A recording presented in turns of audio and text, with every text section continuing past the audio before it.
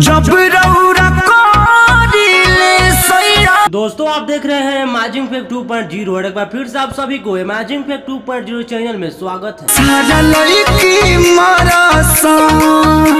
दोस्तों देखिए खेसारी जी के साथ दो एक्ट्रेस यामिनी सिंह और आस्था सिंह बना दिया खेसारी जी के साथ एक बवाल का रील। धान के जे चढ़िले बुलेट राजा जी। दोस्तों ये खेसारी जी का जो गाना है ना दढ़िया बढ़िया लागेला, ये गाना यामिनी सिंह का फेवरेट बन चुका है।